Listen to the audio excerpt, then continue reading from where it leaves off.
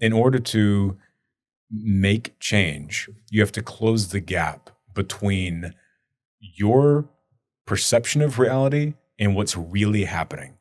Because only then can you take action that affects real life.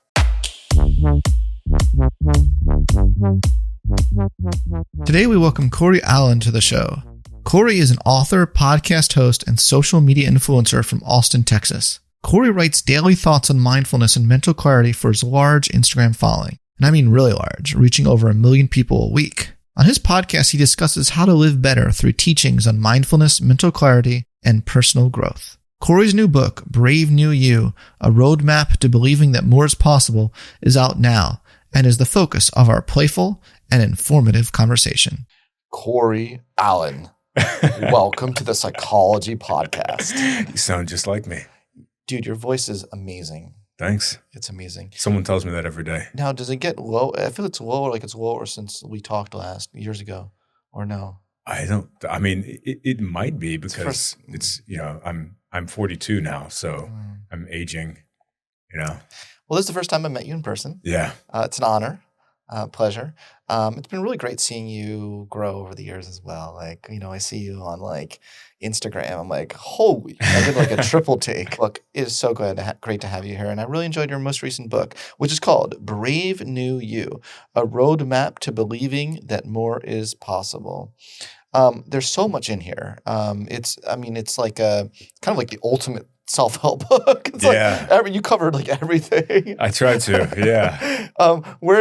Tell me about the journey to get to writing this book. How many years have you been working on it? Just give me the journey. Yeah, man. I mean, so basically that's kind of the wager is like, they say you shouldn't try to make a book that covers everything, but it's like, we'll never know if it's possible if you don't try. Yeah.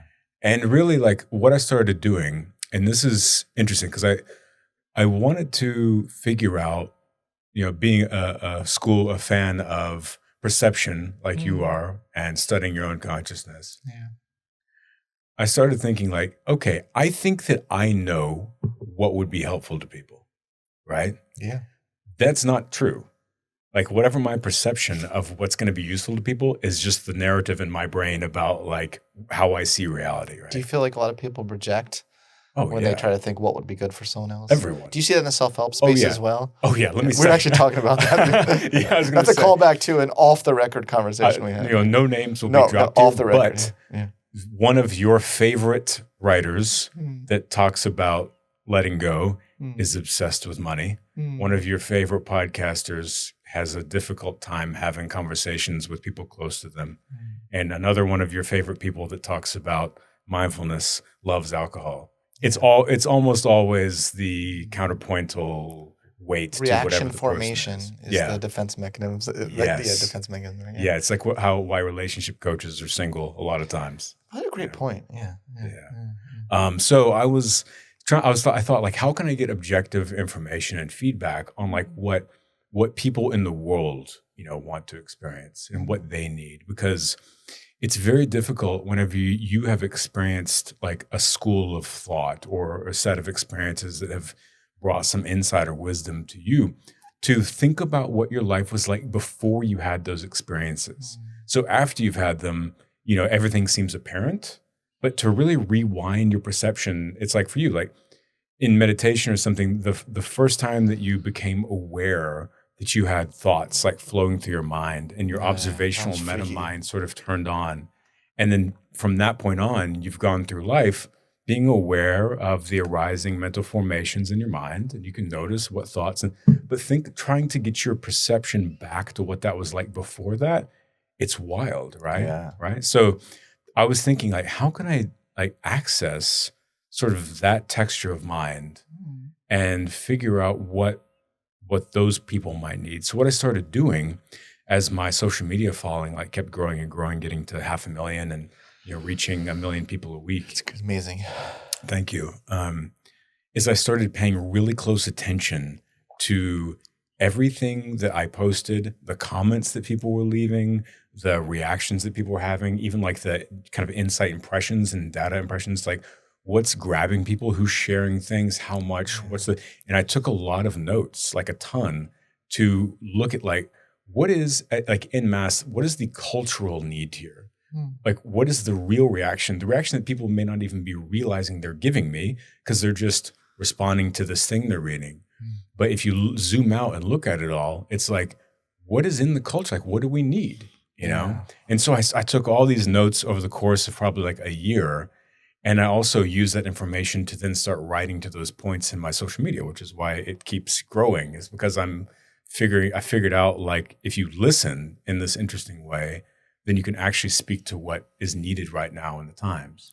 Don't marketers call that pain points? Yeah, yes. Isn't that a marketing strategy? It is. And those are generally, and I think those are kind of, they tend to seek like, I don't know, almost sort of like manufactured. They look like money, sex, status.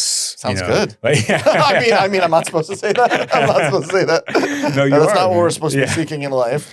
Hey, you're supposed to be seeking whatever the fuck you want to be seeking. Sound good. That's what I think. So I looked at all these, and no, it does sound good. Why? What's wrong with that? Seriously. Exactly. It's not about. I mean, we don't want to go on too many tangents here, but like, money, sex, and status, they're great. Yeah. There's a reason why people go after them. The key is not the thing. The key is how you relate to those things once you achieve them. That's huge. How does it change how you see the world, how you operate, and what you do with it? Yeah. So I took all this information and I looked at like, what would be a linear path? Like, how can I create this entry point and get to someone to basically feeling how I feel in the world? And that's what the book is. It's like doing this mental house cleaning for the beginning of getting people aware, turning on that awareness of their thoughts and their, self-understanding, because of course that's the beginning of everything. You have to become self-aware to make any change, and then it just all goes through there. Yeah, that's why turtles don't make too many changes in their lives. Right. They're so on autopilot over there. Indeed. So, I love that you start with that, and you talk about how mindsets are magic, and because I'm like a big mindset guy, like I really believe in them, and I'm working a new book right now that is all about a particular mindset I think we really desperately need in our society. But can you tell me what you mean by the word mindset, and also what you mean by magic? Sure. So a mindset is how you're approaching the world, right? It's the frame of mind, the perspective in which you're approaching life. Yeah, sure, a lens. Yeah. And it's a lens. I think if we use lens as a metaphor, we should look at, and remember that what's in front of the lens is just as important as what's behind the lens. Both of those things working together create the picture that's in focus, And so that's true. Snip that quote. And so that was good. That was good. And so so that's really where it is. So example, if you are, and here's where the magic comes in. Let's just use myself for example. If I'm walking into this to meet with you in the studio and do this recording, and I'm feeling anxious and like, oh my God, like how am I going to do? I hope I show up well. I'm going to come in here with this mindset of anxiety, of discomfort. And what it's going to do is it's going to then have a physiological effect. It's going to, release, adrenaline. If I had any left in my body, it would release that. It's going to change my heart rate. It's going to change my mental processing and all this stuff. Yeah. And it's not going to go well. But if you walk in and you're like, hey, this is good. This is friendly. They asked me to be here. I know what I'm talking about. This is going to be, and you know who you are. You know who you are, and like this is going to be fucking fun. Yeah, then, it's SBK. Yeah, how could it not be a fun time? That's right. Yeah, and so you walk in, and then you go like, all right, let's have some fun here. Yeah. Then not only does, and this is where the magic happens, is that it changes not only how you feel and how you show up in your life, but then it changes how we experience this moment together. Oh, totally. Because if I was in here and I was timid and like awkward and anxious, you would be like trying to reach for it. But the second I walked in, we started laughing and having a good time. Totally. Right. So that didn't happen to me, but I'm using that as an example of how that unfolds. But a person can look at that and map it over to any point in their life. They're going on an interview. You walk in and you're like, I hope that they like me. That is the wrong mindset. You walk in, you're interviewing them to make sure that they're worth your time because you're spending 40 hours a week at some job. It's like, do they have what it takes for me to do this? Yeah. Relationships, your creativity, whatever it is that you want to be doing. It's like changing those mindsets, slowing down, being conscious and mindful of the story you're telling yourself and the narrative that you're creating in your mind at any given moment is how you totally make that magic come to life and shift everything.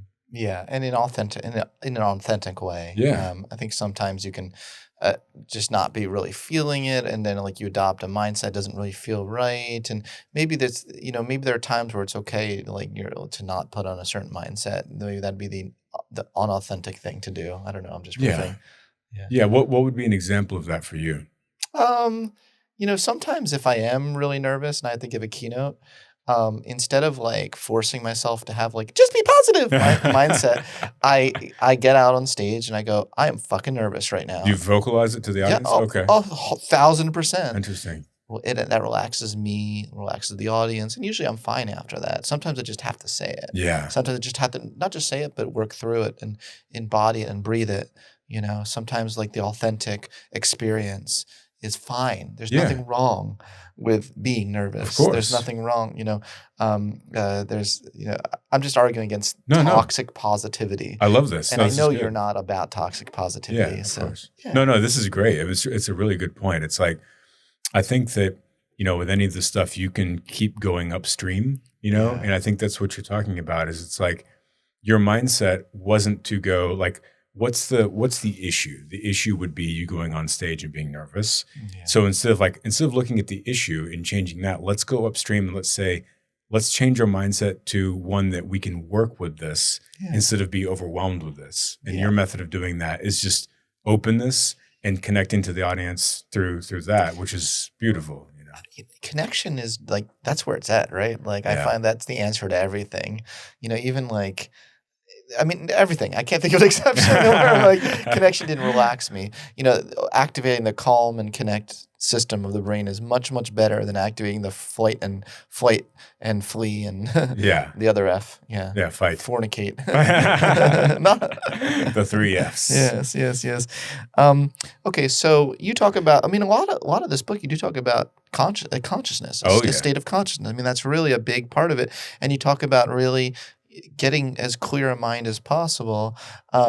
What do you mean by that? I know we had Shane Parrish on recently who talked about clear thinking. Yeah. What do you mean by it? Yeah.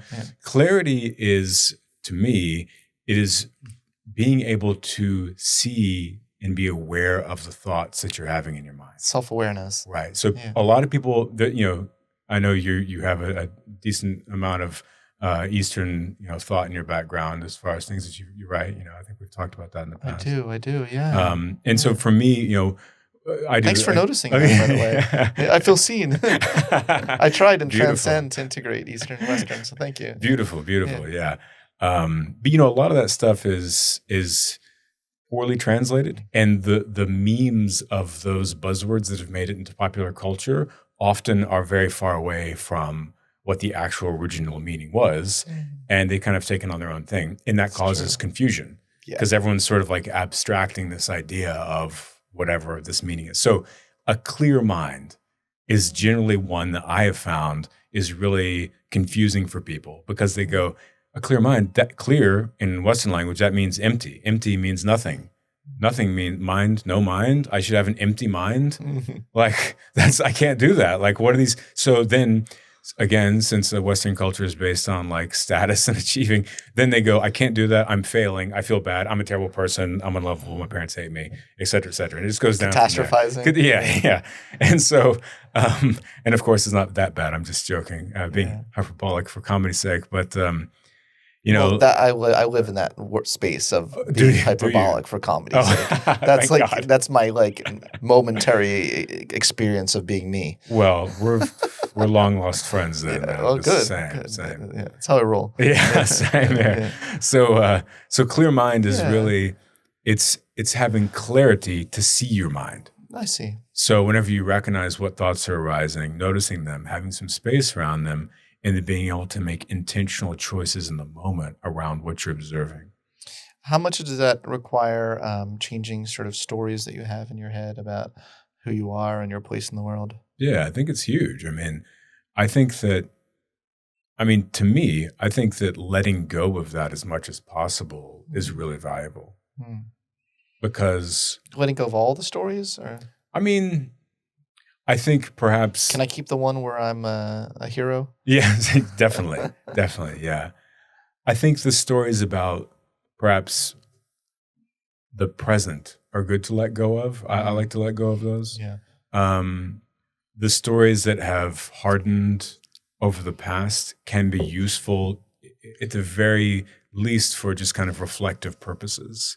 But even those, I like to keep them soft, And I was going to tag onto that thing we were just talking about. This sort of fits into a really important starting point about the book. Good. Is this notion of the stories of the past, right? This is one of the things I've found through kind of, I know it sounds weird, but studying people online, like studying the kind of the texture of culture online, what people are talking about, what they're responding to. The biggest problem, the biggest thing I've seen people vocalize is that they feel like they have this kind of concept, this feeling of like, God, I could improve my life. I could do this thing. It's right there. But there's this little barrier. They just can't break through this barrier. Everyone feels like that success is like right out of touch, And I started thinking about like, what is that? Like, what is that? What is that thing? And I think it kind of goes back to some of the mindset stuff, but really it's the story.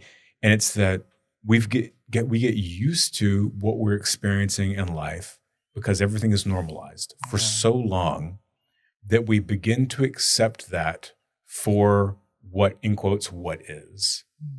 And we're not really capable of stopping and breaking that story and realizing like the possibilities of my existence are way greater. They're truly anything that I want them to be.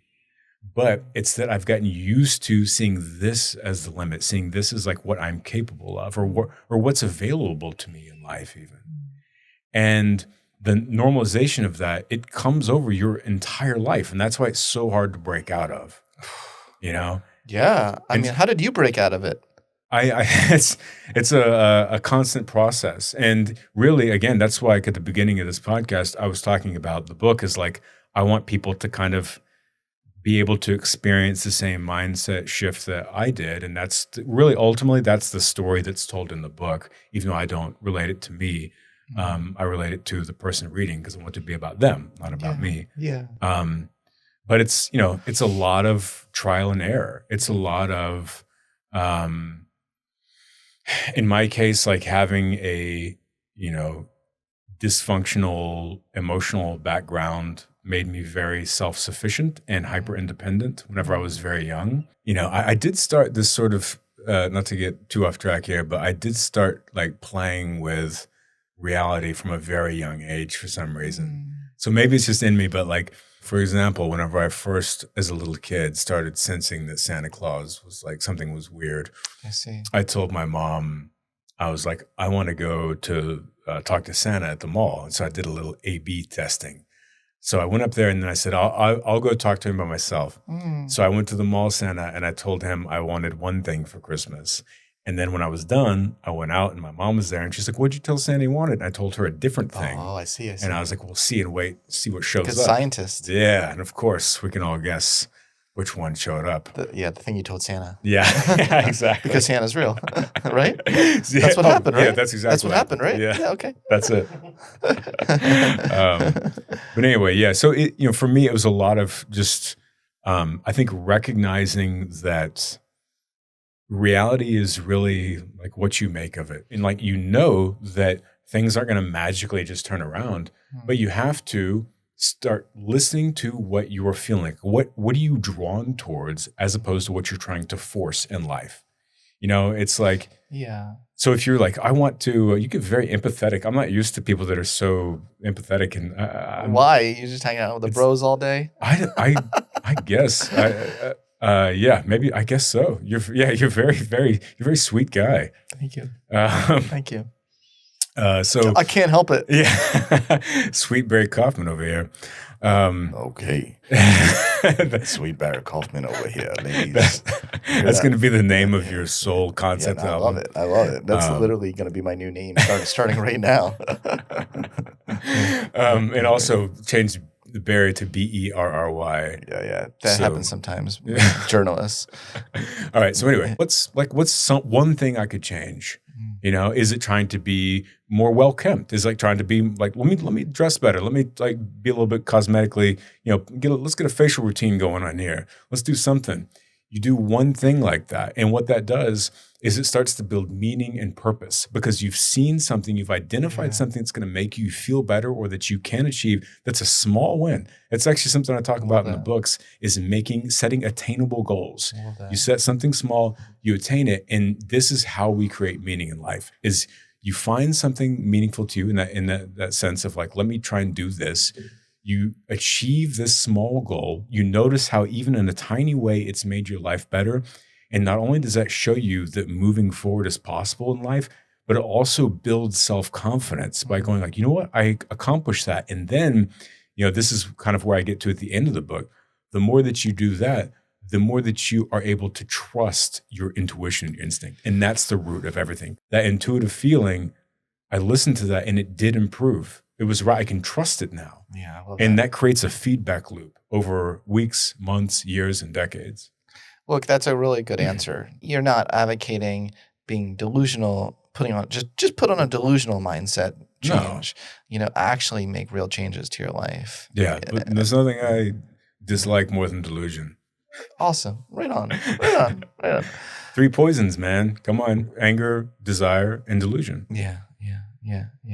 I think the desire one is an interesting one because I think that desire, I wouldn't get out of bed in the morning if I didn't have desires to make the world a better place. Yeah, but surely you understand that that's a mistranslation of. Yeah, they're talking about more like attachments. Yeah. So it's like but also wholesome desires are good if you read the canon, like Pali Canon. Yeah. Like the Buddha would say, you know, like wholesome goals and desires and wants, like that's great because you're cultivating more, you know, skillfulness in your life. But it's desires which keep you ultimately more diluted and removed from presence, and that wholesomeness and skillfulness are what's bad, not because they're morally bad. It's like that's one of the things that like living in a Western, you know, religious society, we apply this like weird Christian morality to everything in Eastern thought, but really it's like no, it's like not. If they say, you know, desire to drink a bottle of bourbon every night, which I have, you know, I have that desire. They're like that's not bad morally. Yeah. It's just bad because it's not going to get you further to a place of feeling good and wholesome and free of suffering. Sure, I know that's what Buddhists would say. Here's the thing, and I have a great, a good friend of mine who also his name is Cory. Oh, I'm going to kill him. No, I know. Oh, right? Muscara? I talked to him yesterday. You know Cory? Yeah. He's one of my best friends, and he's going to be on my show next week.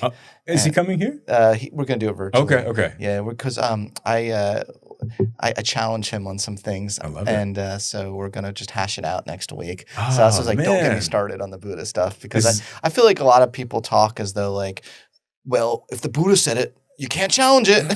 Dude, and I'm the kind of person that like, you can't say that about anything. Like, if it's a cult, it's a religion, I don't give a fuck. Totally. Yeah. It's like, if you're a person, then you got a problem. Yeah. You know, it's like, well, the Buddha would say, he would say, challenge me. He would say, challenge me. Yeah.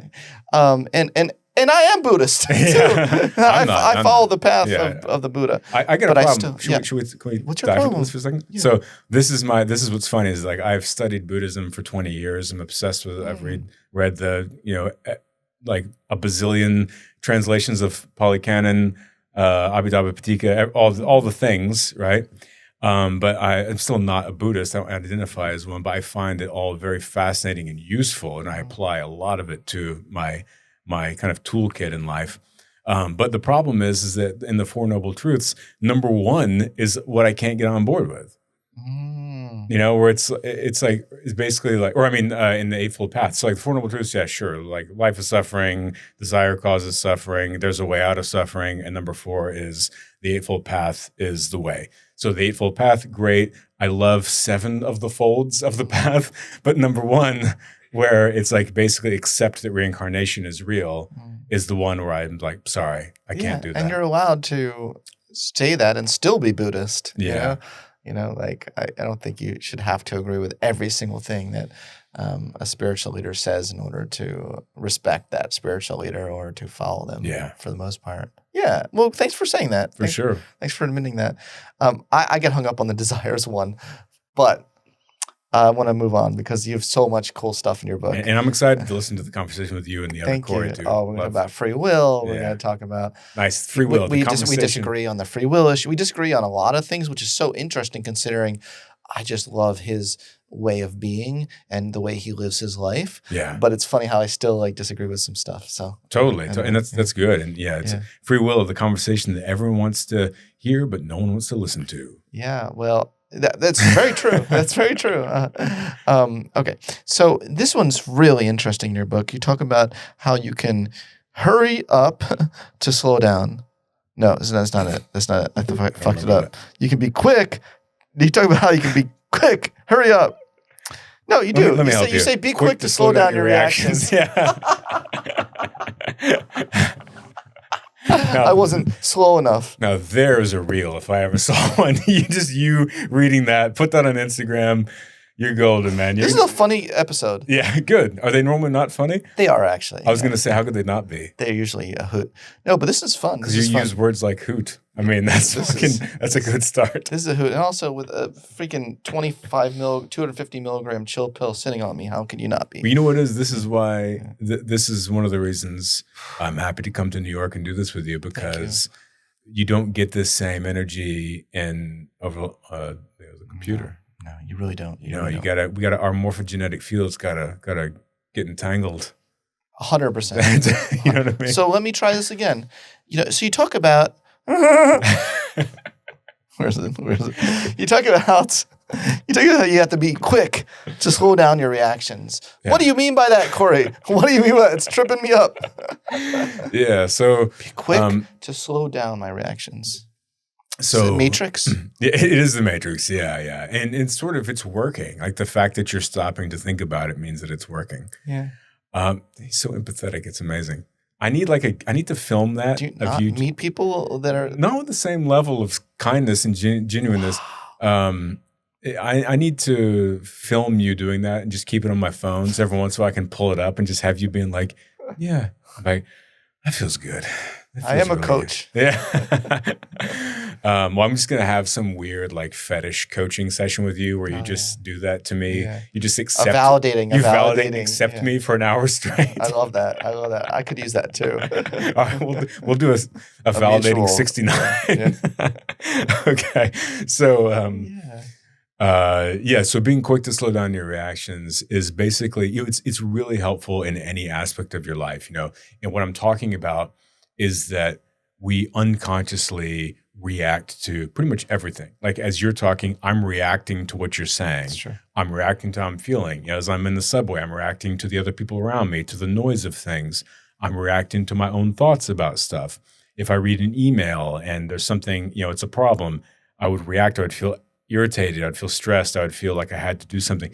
So every, in the kind of the landscape of our experience and in our minds, every thought ultimately that arises, we will react to because of our, like basically the animalistic part of our brain, our evolutionary psychology. It's like respond to this situation. You need to respond to nature. You have to respond to your environment because that could be, the response could be nothing. It could be getting out of the way of a jaguar. It could be whatever.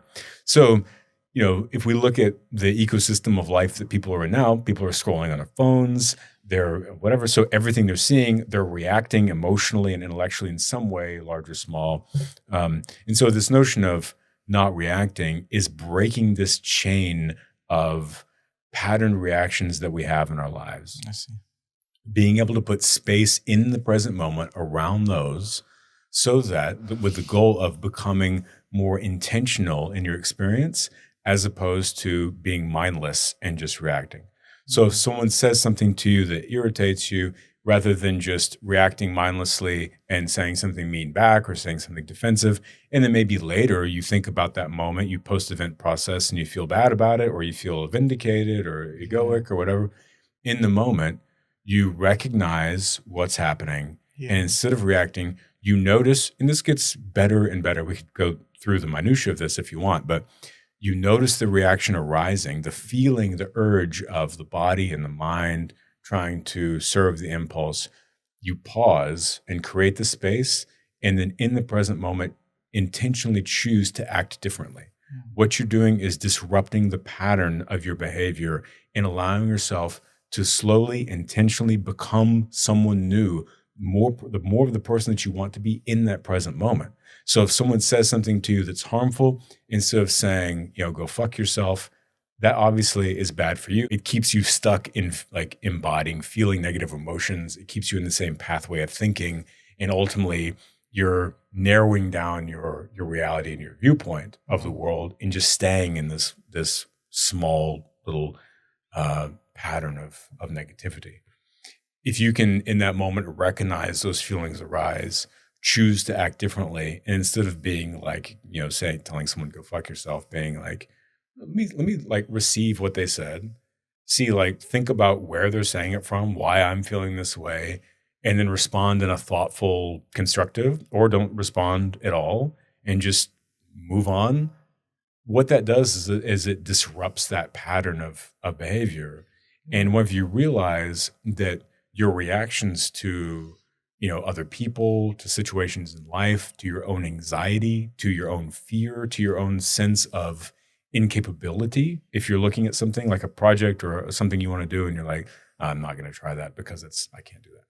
Any of these reactions, you can pause and notice that arising, stop and respond to what you're feeling as opposed to react to it, and rewrite the program of your thinking, and therefore rewrite what unfolds in the future.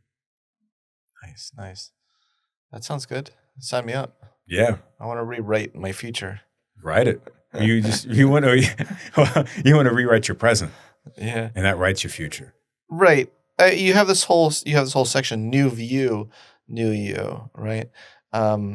So what you really think that can I actually change myself? Like, can I actually like fundamentally? Yeah. Wow. Sure. Well, I mean, why wouldn't you be able to? Without the use of substances? Oh, well, that's an addendum to the no, yeah, definitely. I have found that, while substances can be helpful, they're just doorways. They're not answers. The answers really come from doing the more difficult work of patiently observing your mind in the present moment and making small changes again and again and again.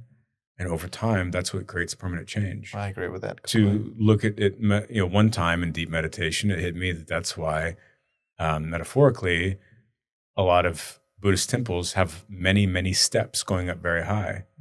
It's because in order to see from the viewpoint of the sky, it takes one tiny step and then another tiny step and another tiny step and another. Yeah. I love that. Sharon Salzberg always is like, just any moment, just return home. Yeah. It's just like every second, like if you're freaking out, if you're having a whole panic attack, just be like, oh, I'll get through this second. Everyone loves Sharon Salzberg. She's amazing. As do I. When you talk about not settling, are you talking about like satisficing, like the theory of satisficing from psychology?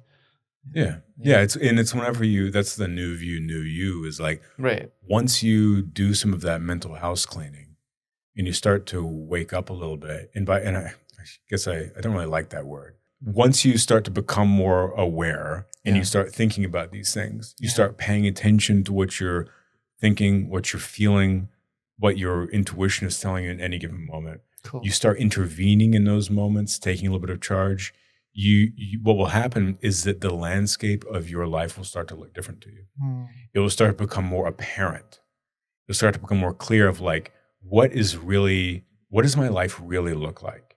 And once you see that, you can see where you want it to change. Yeah. And that's what I mean by don't settle, is that whenever you have that vision of like, you know what, like don't deny your dreams. That's, let's say you want to be the most famous podcaster in the world, Scott. Like, there's no reason for you to sit here and think that that's not possible. Really? No. Why would you think that's not possible? I mean, okay, so maybe that's possible, but being in the NBA, that ain't possible. I mean, aren't there some goals that aren't possible? Yes. Okay. But, there's being realistic about physical Even though I limitations. almost beat Kobe Bryant and Pig in gym class in high school. Is that true? Yep. Really? You guys went to high school together? Oh, yeah, and middle school. Wow. Yeah. But anyway, there are certain goals. I know you have the whole chapter on the wisdom of goals, but there are some, like, when do you know what goals are unrealistic and which ones are realistic? Well, I guess you'd have to think about, terms, like you said, like physical limitations is one. Be realistic in terms of the laws of nature. You know what I mean? Okay. It's like, you're not going to be like, I'm going to jump 50 feet in the air. It's like, yeah, well, that's not possible because it's physically not possible.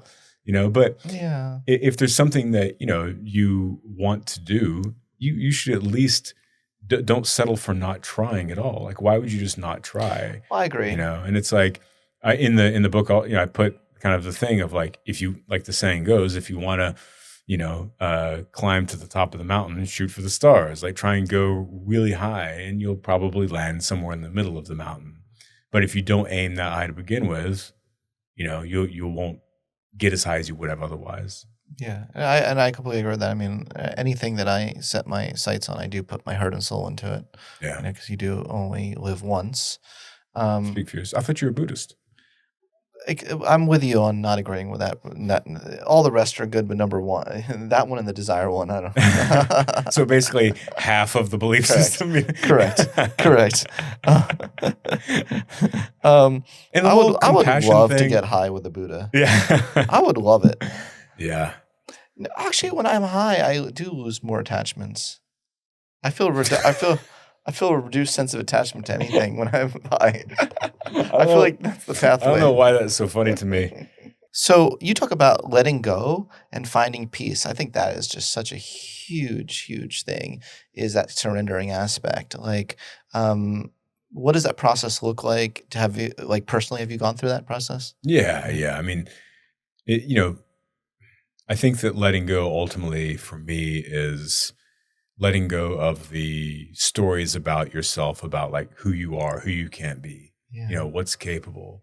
And like, if you are constantly thinking about kind of negative things that you've experienced, you can allow those to influence who you are and like who you think you can be today, and that can trap us a lot, and hold us back. That's one element of letting go. Another element of letting go is letting go of the things that disrupt just your sense of peacefulness and joy in the present moment. Whenever you feel an angry reaction to something, whenever you feel stressed, whenever you feel tension, those are feelings that we should experience for a reason. But the key is not holding on to them for a long time, because it doesn't really serve us. But the issue is that we generally feel those feelings so rarely in terms of a 24-hour day cycle. We may feel that once every couple of days or once a day or something like that, that they hit us a little bit harder, and therefore they stay sort of in the ecosystem a little bit longer.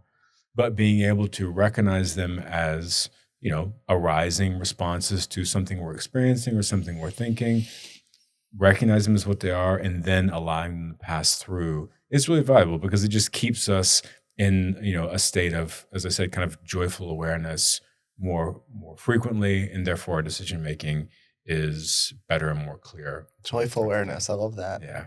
What's your own journey with meditation and mindfulness? Is this a new thing for you, or have you been doing past 20 years I've been? Yeah.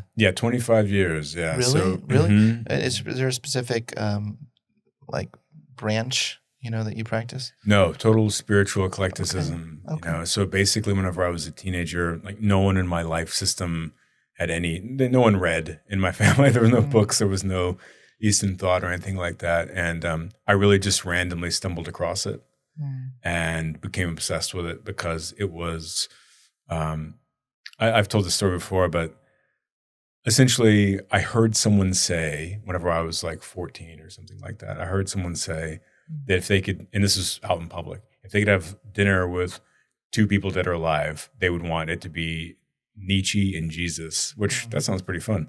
But It does. but I didn't know who that was. And so I was in a bookstore after that, and I saw the name Nietzsche on the back of a book. I was like, oh, there's that name. Interesting. Let me go see what that's all about. And I went and I opened it up and I started reading. And I was like, oh, this is like how I think. This is like, it's not necessarily what I think, but it's kind of the math of like abstract, conceptual, this sort of thinking. And I got really obsessed with it. And so I obsessed on reading Western philosophy. I would read for 4 or 5 hours a day easily.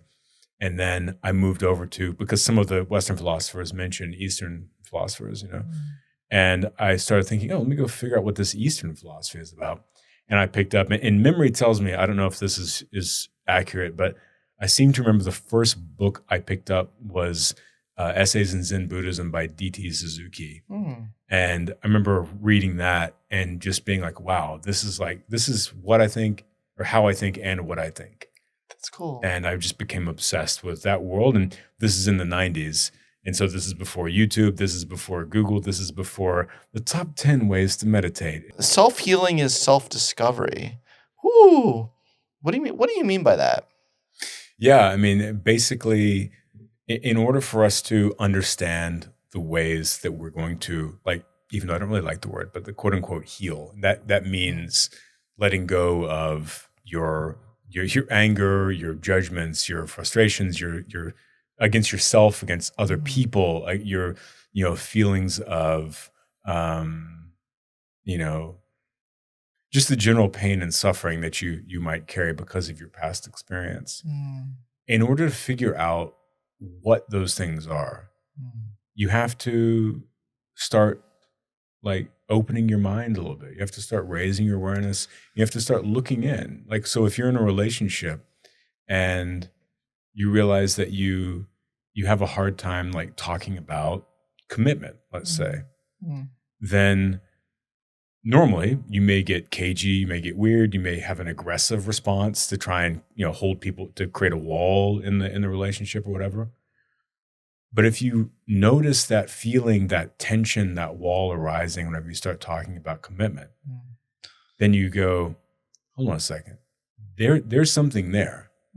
And that's what the self-discovery aspect is you go, let me look inward and let me actually sit and explore that feeling. And it's like, okay, every time we talk about commitment, there is this tension, there's this, and what is that tension? Let me just label it. Like, there's tension.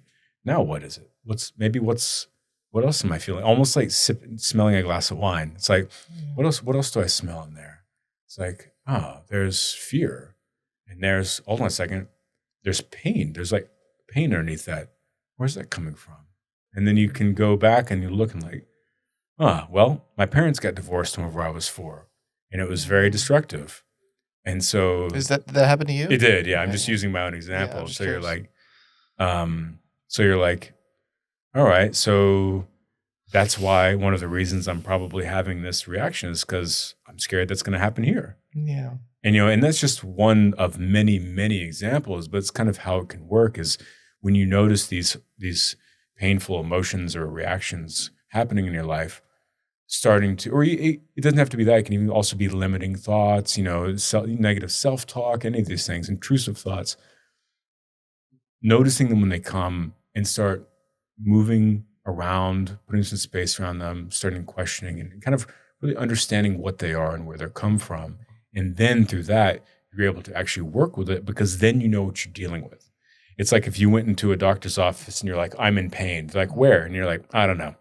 They're like, well, I can't really help you. But if you're like, I cut my leg open, then they can help. It's the same type of thing. The major kind of vibe or spirit of this book is really, you can be more, you're capable more. That's obviously a message that people do want. You did listen to your people of what they want. What are your thoughts about the whole manifestation space? Are there things in the self-help industry that you're in the industry, but are there things that you roll your eyes at that are like maybe you feel like are too out there? Where are the limits here on what we can become? Yeah, I don't really roll my eyes. Well, let's say I roll my eyes at everything and nothing. Let me say that. I like that. I like that. But I wouldn't want to shortchange something that's working for someone else just Okay. because it's not useful for me. That's fair. I'll put it that way. In terms of, I what I don't like are things that lead people down paths of self-delusion. Okay. And that just means getting further away from objective reality and objective truth as opposed to closer to it. Because in order to make change, you have to close the gap between your perception of reality and what's really happening. Because only then can you take action that affects real life whenever you're actually seeing what's going on. And that's how you create actual change, right? So you mentioned manifestation. Yeah. Do I think there is a cosmic sense in one definition of like, if you imagine the classic, example, I'm just going to imagine a Ferrari in my driveway, Right. and then it's going to appear. That's preposterous. But what isn't preposterous in terms of manifestation is setting a clear goal and an intention in your mind and going like, okay, I've identified what I want. Now let me start working towards that.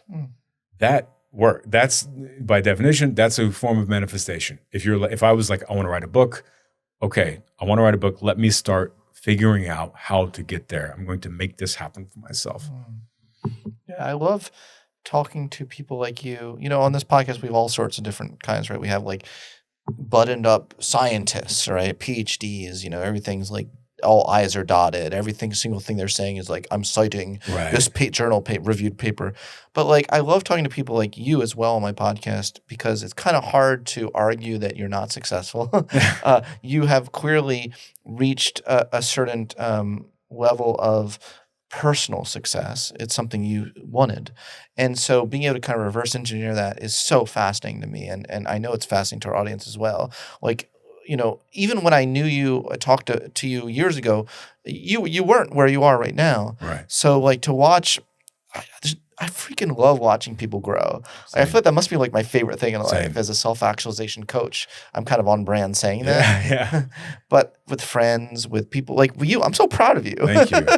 So you clearly have cultivated the right mindsets, the right ways of being. It sounds like a lot of it is listening. A lot of it is not talking so much. And I think that can be tough in the self-help space.